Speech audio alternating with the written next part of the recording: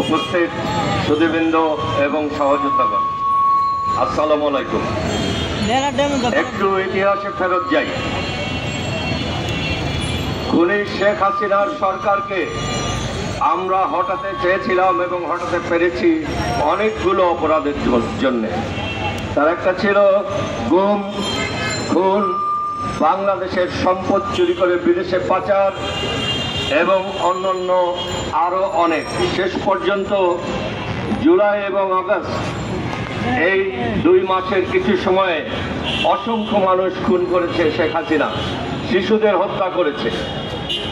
আজকে যদি সেইভাবে দেখি, শেখ হাসিনার সবথেকে ছোট অপরাধটা যেটা ছিল সেটা হলো একটা মানুষকে বিনা অপরাধে ধরে নিয়ে গিয়ে তার পুলিশ বা ল এনফোর্সিং এজেন্সির দ্বারা অত্যাচার করে তার হেফাজতে মৃত্যু ঘটানো। আজকে আমরা দেখছি আমাদের ইউনিট সরকারের কপালে এই হেফাজতে মৃত্যুর একটা লকেট লেগে গেছে অলরেডি। একটা লেজ, একটা প্রাণীর লেজ আছে যেটা ধরে রাখলে সোজা থাকে, ছেড়ে দিলে সোজা থাকে না। আমি একটা পরামর্শ দিয়েছিলাম সরকারকে, যতবার আমার দেখা হয়েছে আমাদের দলের পক্ষ থেকে ওনাদের সাথে, এবং সেই পরামর্শ আমি 17ই আগস্ট রাওয়ার একটা মিটিংয়ের মাধ্যমে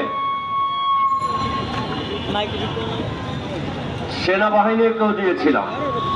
সেটা হলো, আমরা জানি আজকে সত্য কথা বলার দিন, যে আমাদের মধ্যে বিভিন্ন সার্ভিসের অনেক লোক, পুলিশের অনেক লোক এবং সেক্রেটারিয়েটের অনেক আমলা খুব খুশি মনে নিজ ইচ্ছায় খুনি শেখ হাসিনার সঙ্গ দিয়েছিলেন। আমি বলেছিলাম একটা স্বৈরাচার একা কিছু করতে পারে না, তার একটা ভিত্তি দরকার। আমাদের দেশের সেক্রেটারিয়েট, পুলিশ বাহিনী, সশস্ত্র বাহিনী এবং আরো অনেকে এই খুঁটির কাজ করেছে। খুঁটিগুলি রেখে আপনি শুধু উপরের কয়েকটা রুম ভেঙেছেন, স্বৈরাচার কিভাবে ধ্বংস হবে। আমার পরামর্শ ছিল ইউনূস সাহেবের প্রতি এবং সশস্ত্র বাহিনীর প্রতিও, যে আপনারা যার যার সংস্থা পরিষ্কার করুন, বাছাই করুন, এবং যারা শেখ হাসিনার এই খুন, অত্যাচার, লুটপাটের সাথে নিজ ইচ্ছায়, স্বেচ্ছায় সঙ্গ দিয়েছেন তাদেরকে বহিষ্কার করুন। কোন একটা টিভি টক শোতে আমার সাথে একজন সাংবাদিক ছিলেন, তিনি বলেছিলেন পুলিশের প্রধান একজন সেপাইকে বানিয়ে দিন। আজকে উঠেছিলেন ওই টক শোর যে পরিচালক ছিলেন তিনি। কিন্তু আজকে দেখুন, মাত্র 6 মাস গেছে, ইতিমধ্যে শেখ হাসিনার যে সমস্ত অপরাধে আমরা দায়ী করছিলাম তার সব থেকে ছোটটা হলেও ঘটে গেছে গত 2-1 দিন আগে কুমিল্লায়। এবং এই কৃতিত্ব ইউনূস সরকারেরই প্রাপ্য। এটার জন্য যদি কোনো নিন্দা করতে হয় বা পুরস্কার দিতে হয়, সেটা ইউনূস সরকারকে নিতে হবে। আপনি পরামর্শ শোনেননি, এইরকম একটা উথাল পাথাল অবস্থার পরে একটা দেশ কিভাবে পরিচালনা করতে হয় সেটা সামান্য হলেও সিরিয়ার কাছ থেকে শিখুন। আমরা যারা আন্দোলনে অংশ নিয়েছিলাম, ভবিষ্যতে আর একবার যদি একটা আন্দোলন করতে হয়, আমার বয়স হয়ে গেছে, আমি বোধহয় জীবিত থাকবো না সেই পর্যন্ত। তবে আপনারা বাংলাদেশের জনগণ আর একবার যদি কোনো স্বৈরাচার হঠাৎ আন্দোলন করেন, কমপক্ষে 2 থেকে 3 মাসের জন্য কোনো সরকার বানানোর চেষ্টা করবেন না। স্বৈরাচারের মূল উৎপাটন করবে জনগণ নিজ হাতে। দেশের দায়িত্ব জনগণ বুঝে নেবে এবং সেটাই হবে প্রকৃত জনগণের সরকার। সেই সরকার সম্পূর্ণ স্বৈরাচার উৎখাত না করা পর্যন্ত কোনো প্রথাগত সরকার প্রতিষ্ঠার চেষ্টা করবেন না। যদি করেন তাহলে আজকের মতো এই বিপদে আপনারা পড়বেন। ইউনূস সরকারকে বলতে চাই, 6 মাস অনেক সময় হয়েছে। এই পুরো সময়টা আপনারা একটা বুদ্ধিভিত্তিক সংস্কারের স্বপ্নের মধ্যে দেশটাকে আটকে রেখেছেন। আপনারা রাস্তায় আসেন না, আপনারা বাজারে আসেন না, আপনারা জনগণের সাথে মিশেন না। আপনারা জানেন না ইতিমধ্যে জিনিসপত্রের দাম বেড়ে জনগণের লাইফ কত দুর্বিষহ হয়ে গেছে। আপনারা জানেন না জুলাই আগস্টের যুদ্ধে যে আহত ছেলেগুলি আছে তারা বিনা চিকিৎসায় কিভাবে ধুকে ধুকে মরছে। আপনারা জানেন না যারা আহত হয়েছে তারা কিভাবে মরিয়া হয়ে একটা চাকরি খুঁজে বেড়াচ্ছে।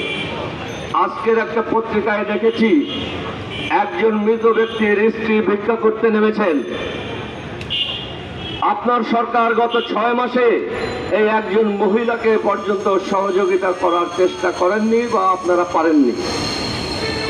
এটা আপনাদের একটা চরম ব্যর্থতা যে 1050 লোক যদি বাংলাদেশে বিভিন্নভাবে আহত হয়ে থাকে সেই 50,000 লোকের চিকিৎসার একটা কাঠামোগত অবস্থানও আপনারা নিতে পারেননি।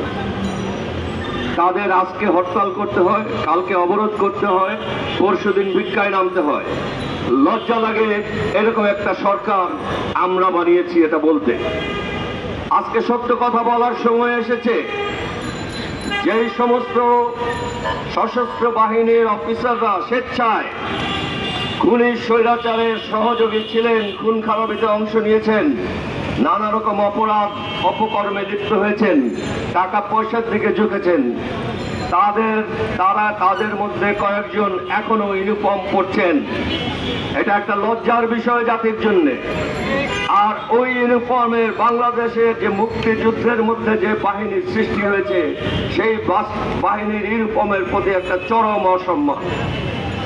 এটা আর বেশি দিন চলতে পারে না।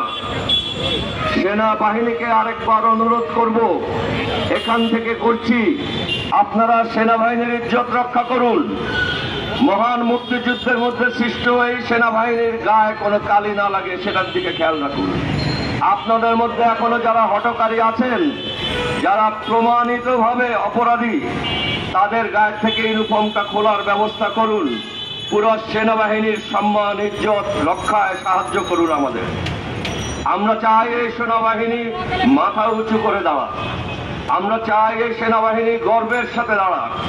আমরা চাই এই সেনাবাহিনীর মনোবল ক্ষুণ্ণ হয় এরকম কিছু যাতে আমরা না বলি বা আপনারা না করেন। কিন্তু যতক্ষণ সেনাবাহিনীর ভিতরে যে ধরনের বিতর্ক রয়ে গেছে খুনিদের কয়েকজনকে নিয়ে, সেই কয়েকজনের জন্য পুরো সেনাবাহিনীর ইজ্জত নষ্ট করবেন না। তাদের বিরুদ্ধে যথোপযুক্ত ব্যবস্থা নিন। এটা প্রাক্তন একজন সেনাবাহিনীর সৈনিক হিসেবে আমার দাবি এবং আবেদন। আমরা আম জনতার পার্টি শব্দ কাজে নেমেছি।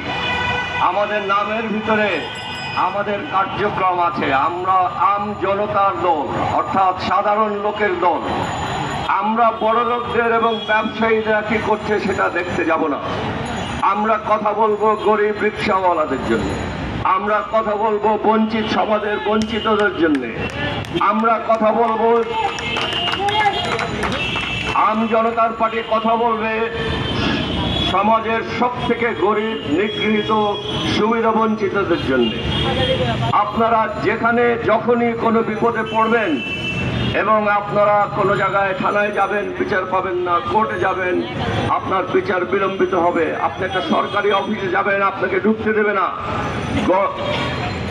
এই আম জনতার দলের দরজা সবসময় আপনাদের জন্য খোলা থাকে।